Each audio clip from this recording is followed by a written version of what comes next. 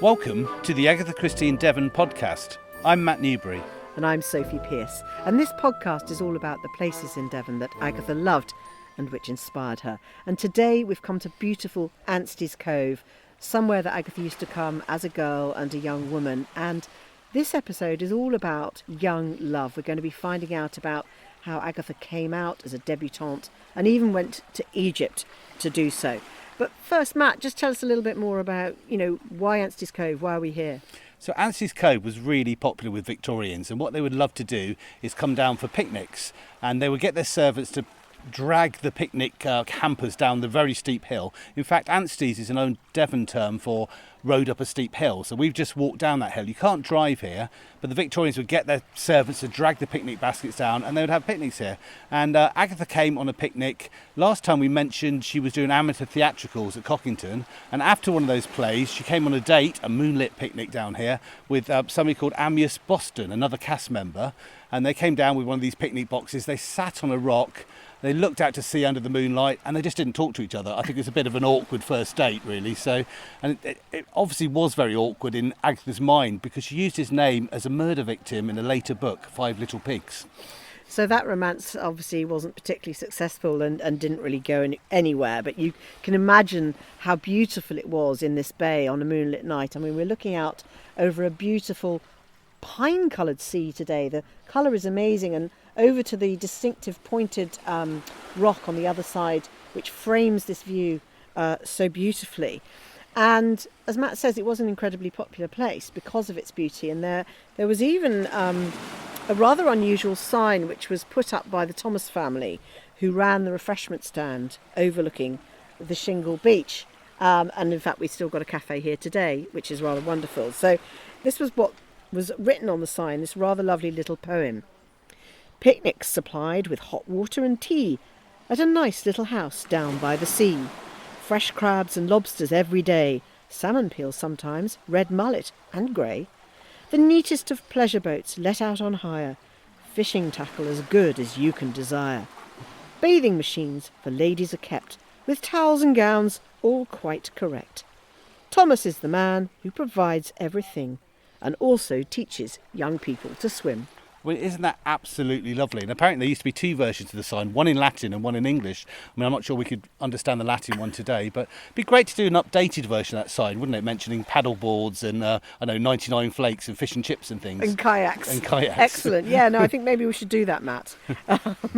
But in this episode, we're going to hear from Laura Thompson, who is one of Agatha Christie's biographers. She wrote the book Agatha Christie, A Mysterious Life, and is incredibly knowledgeable about Agatha's life and also about the times in which she lived. And Matt asked her about how her mother Clara took her to Egypt for the coming out season and how this wasn't altogether successful.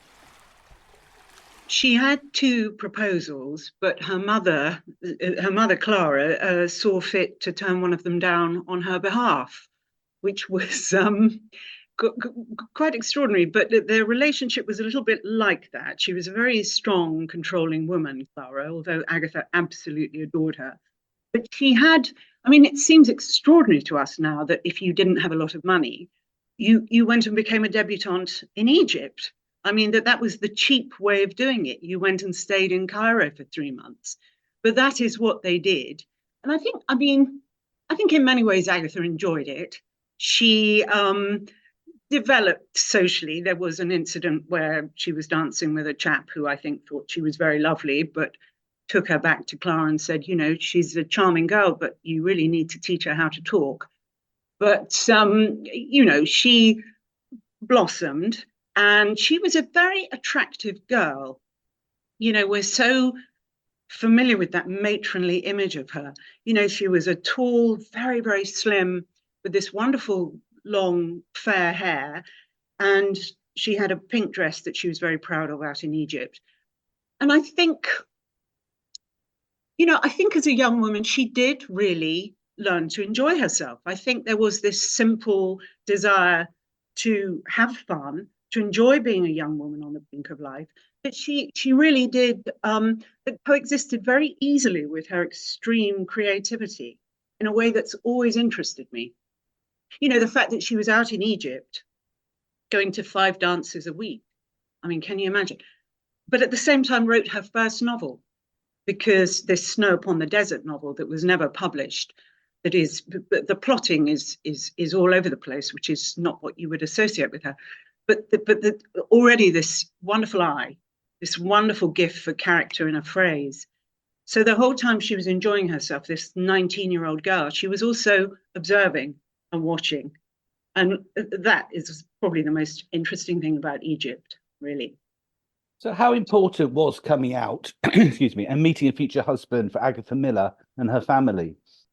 I think it was the natural thing to do. She had a very conventional side. This is key to her, I think, that on the one hand, she was always a very, very creative child. She wrote from a very early age. She wanted to be a singer, a musician, very, very passionately, and then became a writer because her voice wasn't strong enough. That was always incredibly strong in her and encouraged by her mother, by Clara. But at the same time, she wanted to be a wife and mother, to meet the man, to fall in love, to meet the one. And there didn't seem to be any contradiction in her head between those two things, which is very interesting to me, really, because today we sort of, there's an awful lot of angst about life, work, how do we reconcile the two? She never seemed to feel that as a young woman.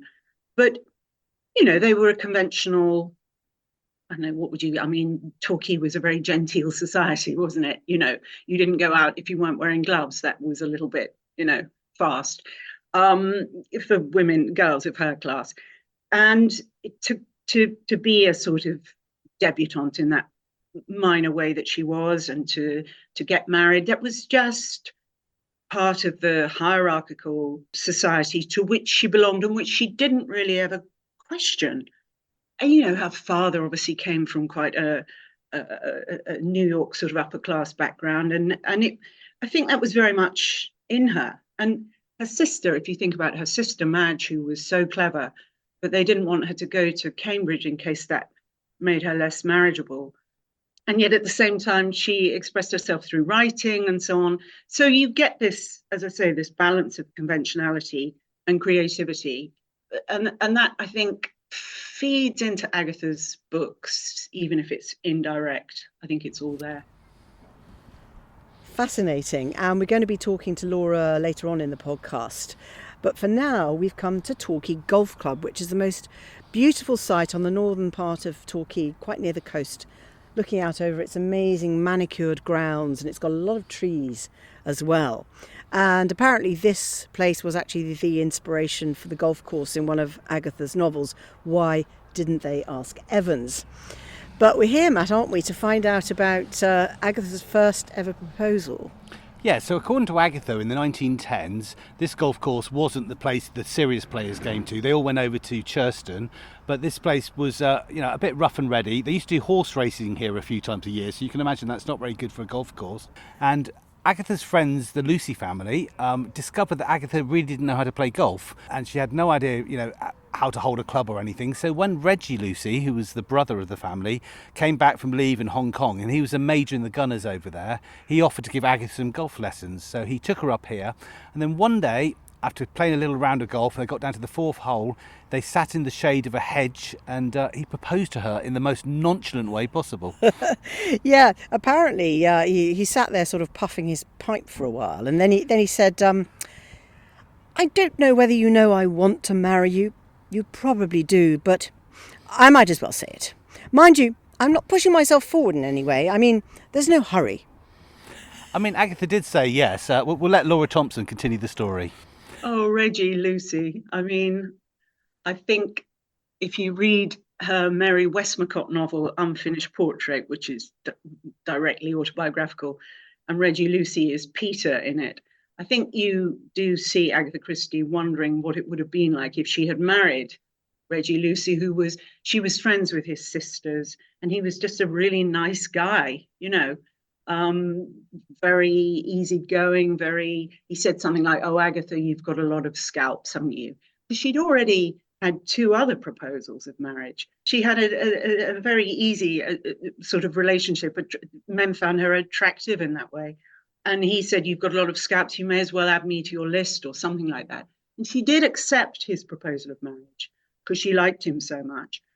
But he was a major in the Gunners, and he then went away for about 2 years, as it turned out. And he said, oh, consider yourself free, Agatha, which of course was fatal because, somebody else was bound to come along. And you do feel this slight regret, oh, if only he'd force the issue a bit more, because that wasn't his nature. And I suppose it's an awful thing to say, but men who sort of say, oh, well, I'm here if you want me. I mean, it's not particularly necessarily attractive in the way that the man she did marry was. It's funny to think that the future queen of crime could have been called Agatha Lucy, not Agatha Christie. Yes, if you'd just been that little bit more determined, perhaps. And now you might hear that it's sounding rather echoey. We've actually come to Ugbrooke House near Chudley, which was the scene of a very important event in Agatha's life. And so we're going to go into what is now the dining room, but was then the ballroom, to find out more.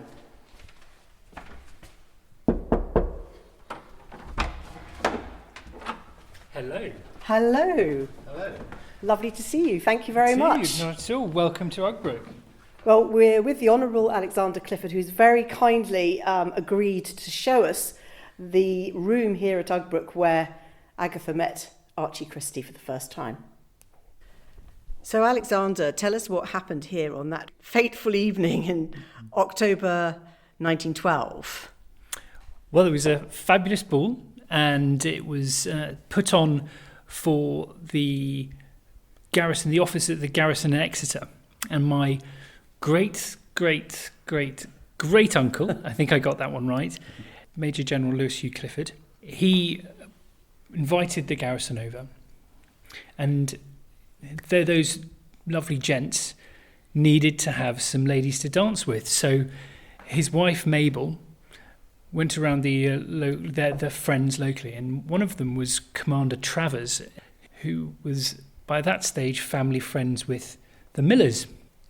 He decided that one of the likely lasses to be brought along to dance with these soldiers was Agatha. The rest is history there. Yeah, so it's rather incredible because you've actually got some wonderful evidence that Archie was here. You've got this amazing, beautiful old leather-bound visitor's book. Do you want to just bring it over and we can actually see the signature there? Yeah, absolutely. So what we've got is the name of a number of people who stayed the night. And one of them is Mr. A. Christie there. So A. Christie, his signature, with the rest of the guests, officers who stayed that evening. But Agatha's name's not there because she didn't stay the night. Absolutely not. No, that would be scandalous if she was staying in with Mr. Christie that night. But no, she stayed with Commander Travers, who took her home the next day. Matt, I mean, you didn't know that there was this wonderful signature here in the book. It's quite amazing to see. It's really amazing to see, Archie Christie's actual sort of signature. I've never seen that before, so that's really exciting. So this room is where it all happened. I mean, it's a dining room today, but I suppose it was a multi-use, or was it used as a ballroom back in those days? So with a house this size, not a Buckingham Palace, but it was used as a multi-space, as you say. So it was the drawing room back then.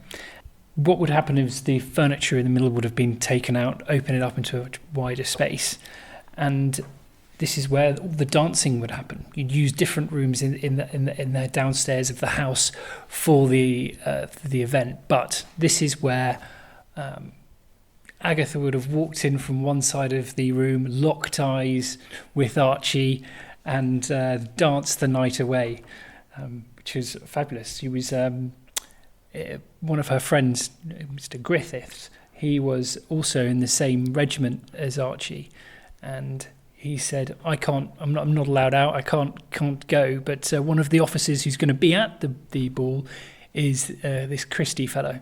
And he said, well, he's a good dancer, this one, so I'll let him know you're there. And he pounced just when Agatha came in, and she very much enjoyed dancing with him over and over again, and that sparked the romance, I suppose. I mean, the room today is very, very elegant. So you've got the beautiful navy or blue silk wallpaper and lots of lovely old masters on the walls. I mean, is this what it would have looked like, or has it been decorated since? Yes and yes. So we've tried to keep it in a similar fashion, but I redid the room in 2018 after a bit of a flood, and so the walls are not so that they are silk now. They were actually lovely wallpaper before. Some of the paintings are been moved around a bit, but it's very similar to what it would have looked like. Well, this point seems the perfect point to hear a little bit more from Laura Thompson about that night here at Ugbrooke. Fate walked in to that dance in the form of Archie Christie. He was 23, he was a year older than Agatha, and he made a real play for her. She said in her autobiography, you weren't meant to dance as 3 dances with the same man looked, a bit much. But he immediately went up to her, he said, give me these 3 dances, on those cards they had. And then after the second one, he said, give me 3 more. And of course, poor Reggie Lucy was probably forgotten in that very moment because, when you're a young woman, that's quite appealing. He was very decisive, he was very sure, and he clearly fell for her at first sight. And then quite soon after that, and I find this very evocative, where she lived on the outskirts of Torquay up that hill, Barton Road, going out, which then was sort of country. And she was playing badminton over the road at one of the big houses over the road, playing badminton. And they sent a message over saying, Agatha, one of your young men has turned up. And he'd found where she lived and he'd gone chugging up that hill on his motorbike. And there he was waiting there with her mother, Clara. And that was it, really. So what do you think drew Agatha to Archie Christie? Well, he's quite sexy looking. I mean, he's, if he looked anything like his pictures, then I can sort of see that you might be quite drawn. He was a dish. And with this confidence he had, this, which she liked. We know that from the kind of men she wrote in her detective fiction. She creates those very confident, sort of assertive men. I mean, they're scattered throughout those books, and how appealing they are to women. He made more of a play for her than any of the other men, and they really fell for each other. I mean, when I was researching my book at Greenway and found that she kept all his love letters, and if you read them, they're very, you would think, God, this guy really, he's going to love me for life. It's you have the most perfect nature of anybody I can imagine, and never desert me, darling, and always love me, and all these kind of really rather beautiful to read and rather poignant in the circumstances. Yeah, I think it was a Romeo and Juliet job. Really, I do. Because they were also kept apart, not because of warring families, but because they just didn't have any money. Lovely to hear that account from Laura Thompson. So, Alexander, coming to the present day, is the Agatha story something that, you like to tell visitors about at the house? Oh, why wouldn't you? It's she ends up getting that surname, marrying that man, becoming that person because of a dance in your house. We shout that from the ceilings when people come around, and I like to show off this signature in the visitor book now and again so people actually believe the story, because it's very important to that period at Ugbrooke, and she tells a story of how glamorous times were before the First World War. Does this room get used today? And is presumably it is used today, but as a dining room? Yeah, very much as a dining room. It is absolutely used. You haven't had a murder mystery here, have you? It's a good setting for it. Absolutely dying to do it. Excuse the pun, but it's one of those things that my wife and I have been thinking we'd love to do. Murder on the dance floor. There we go. That's the title for the first party, isn't it? First mystery. I was going to ask as well, do you read Agatha Christie yourself? Personally, I'm a Poirot fan.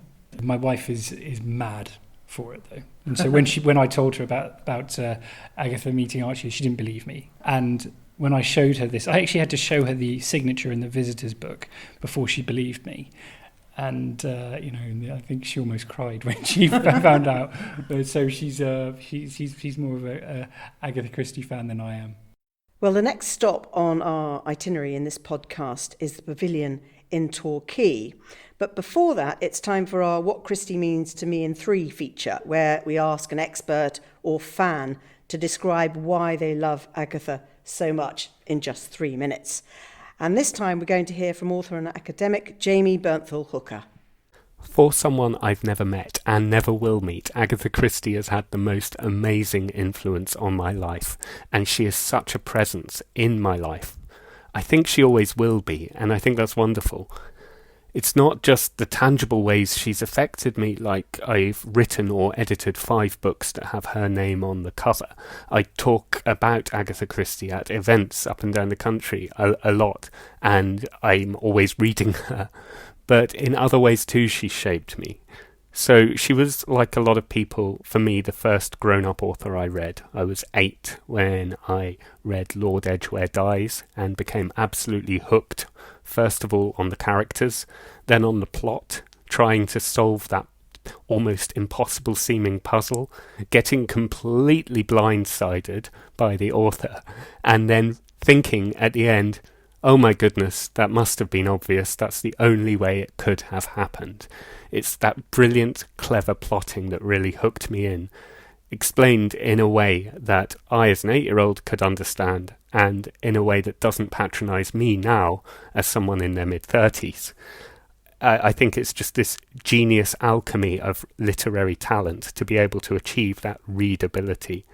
I then went on to Halloween Party, which is a completely different book, but it felt like I was having a conversation with the author. She spoke to me directly in this unpretentious conversational way with pithy remarks about human nature that I don't think she gets enough credit for, that way she just susses people straight away and in a very few words. Even off the page, when I'm meeting people in real life, I often think about things Miss Marple has said about human nature being similar in different areas, how people are very much alike wherever they are, and the things Parker Pine said about there being 6 different types of personality. And so I think about people in Christian terms sometimes. But also beyond that, she's brought me to a community of readers and fans and people who are interested in all kinds of aspects of her extraordinary life. I know people who love her because of her work in the theatre. I know people who love her because of her archaeological contributions. And, of course, most of all, I know people who love her detective stories. I think part of her huge appeal is that you can read her work in many different ways, and some of the adaptations have shown us that we can go to her for a good dose of escapism and even nostalgia, but we can also go to her for deep insights into how unpredictable human beings can be. Overall, she has something in her for everyone, and I just think she's really, really cool. Thanks for that, Jamie. I'm really enjoying these 3-minute snippets. Yeah, they're working really well. So we've come now back into Torquay to the Pavilion, which is this rather extraordinary Art Nouveau building down by the harbour, lined and covered with these amazing white and green tiles. And when Agatha was a young woman in her early 20s, this was newly built and it was the fashionable place to go and to see all kinds of performances, and lots of famous people performed there, including the ballerina Anna Pavlova, the composer and pianist Rachmaninoff, and even George Formby. That's right, and Archie invited Agatha on a date there, and they went to watch the Torquay Municipal Orchestra playing a Wagner concert. And afterwards, Agatha said, "Why don't we go back to Ashfield and play the piano?" And while they're at the house, Archie proposed. And the rest is history in a sense, but we are going to find out a little bit more, about how the rather unusual marriage came about from Laura Thompson in a minute. But it's interesting to look at the building now because it's looking rather sad and boarded up and has had rather an uncertain future for rather a long time. So we have heard reports that there could be good news on the horizon, and what we would really love it as many Agatha Christie fans would, to turn it into an Agatha Christie centre, so somewhere with a cafe, tea rooms, restaurant, performance space, maybe a permanent exhibition. So, it would be a wonderful thing to do, wouldn't it? Let's hope that happens. But now let's go back to Laura Thompson to find out more about how Agatha and Archie's marriage came about. I think it was probably the war. I think the war was the additional, the sort of Romeo and Juliet pressure that sort of finally brought this thing to an ending, because he was in this incredibly precarious position of flying in the flying corps. I mean, absolutely, you didn't have particularly good prospects of staying alive. So it made them, and then he would sometimes say, "No, I can't marry you. It's not fair. What if you're pregnant and I'm dead? Etc., etc." But really, they were moving toward, for sure, getting married. It just became sort of inevitable at that point. And the actual marriage was so odd. It was on Christmas Eve, 1914. She'd been staying at his family home with his mother, and that they just sort of did it on the spur of the moment. They did it in his local parish church. She was just wearing ordinary clothes. They found a witness out in the street whom they happened to know by pure accident. They did it, and then went for a night of what I hope was total bliss at the Grand Hotel Torquay. I always think of them whenever I go to that hotel. And that was it. And then Christmas Day they spent with Clara, her mother, and Madge, her sister. And Madge said, "Oh, you're so unfeeling. What a terrible thing to do." But basically, they'd probably known it was going to happen. And that was it. And then on Boxing Day, they parted. And he went to France and miraculously survived. We are sorry to announce that the 1401 Great Western Railway service to London Paddington is delayed by approximately 13 minutes. So we're now standing on the platform of Torquay railway station, which is where Agatha and Archie travelled down from Bristol and stepped off the train, and they walked straight across the road to the Grand Hotel for their one-night honeymoon on Christmas Eve. So we're going to go over there and have a look inside. So we're walking up to the Grand Hotel, and it's got turrets. It kind of looks like a chateau, doesn't it?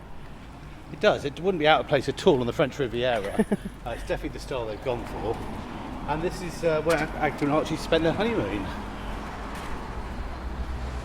Well, the hotel is still very worthy of its name, the Grand Hotel. We just walked through the lobby and lots of marble and grand fireplaces and lovely wallpapers, and we've come out here to the terrace with the most gorgeous view out over the bay. You can see over to Berry Head and over on the one side, and then over to London Bridge, lovely natural rock arch, and the harbour on the other. And this was very much an important place in Agatha's life. Well, yes. I mean, after spending a honeymoon here, later on the hotel introduced an Agatha Christie suite.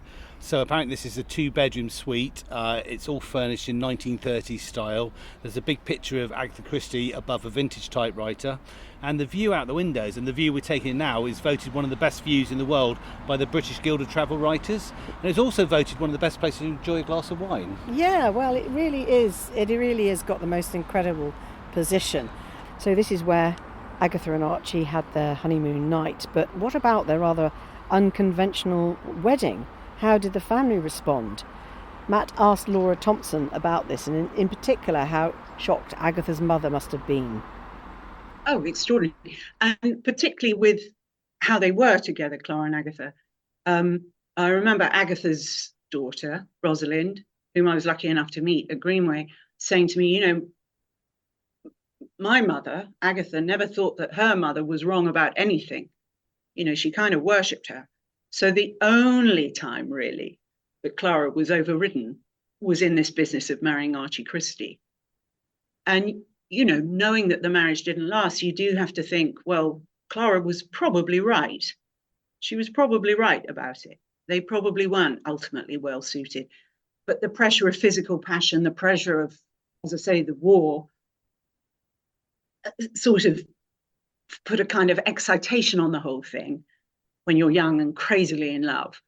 And then, of course, although they had leaves, they didn't really, and she was working as a VAD in Torquay, of course, she was a nurse, and he was doing what he did, although that he wasn't a pilot for all that long because he had terrible sinus problems.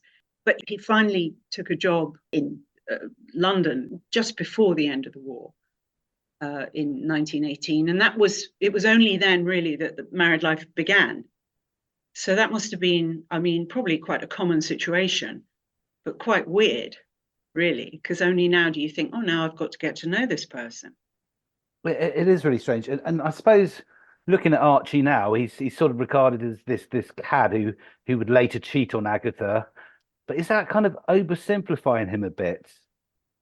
Again, it was very interesting talking to their daughter, Rosalind. They had this one child who was born in 1919, and she wanted to be loyal to both her parents. And she sort of said, the problem came when Clara died. Agatha's mother died in April 1926. And Agatha sort of withdrew from Archie completely and stayed down in Torquay and was sort of completely lost in grief, completely. He asked her to go away with him, to sort of pull her out of it, as it were, and she rejected him. And we might think today, well, why shouldn't she be grief-stricken? Leave her be. But what seemed to be Agatha's thinking, from what Rosalind said, was that was the period she regretted, because she left him alone throughout the summer when they were by then living in Sunningdale in the home counties. And of course, that's when his friendship with this other woman, Nancy Neal, this younger, very good looking woman, that was when that really flowered. Whether it became an affair, we would think so by modern standards. It may not have done. She may have just held out for marriage. But obviously, in August 1926, he asked for a divorce. And eventually that did happen after the whole trauma of 1926, etc. So was he a cad? I think they were not really that well suited. And I think over the 8 years of their proper married life, that just became more and more and more apparent. He never seemed to mind her writing. He never seemed to mind, he encouraged her. She showed him Mysterious Affair at Styles during the war, and he was very excited about it and completely sort of, again, didn't seem to be this contradiction between her having a career and having a marriage. But who knows, maybe there was deep down. And they moved to Sunningdale, and he was obsessed with golf, and all he wanted to do was play golf, but maybe all he wanted to do was just do his own thing. I don't know. I know it torments her through some of her books, I think. If you read a book like Sad Cypress or something like that, or even Death on the Nile, where there's this other woman that comes in, and it's like, if only he'd never met her, everything would have gone on just as before, everything would have been fine. You do wonder if that marriage could have survived if circumstances had been different. But equally, the huge counterfactual is whether Agatha would ever have become the figure that we, kind of worship almost today, this monolith, this incredibly productive, prolific phenomenon, whether that would have happened if she'd stayed with Archie Christie. That's what, that's the question I always ponder. Thanks, Laura, for that fascinating insight into Agatha's relationship with Archie. And following up from this episode on love, our next episode is about war and how Agatha managed to find inspiration to write her very first novel, The Mysterious Affair at Styles, even though all those horrors were taking place around her. Now, that's going to be really interesting. So It's time to end this particular episode, so we've just ordered a sparkling cream tea, which we're going to enjoy looking out over these incredible views, and hopefully there won't be any murders to interrupt our rather civilised tea. Cheers!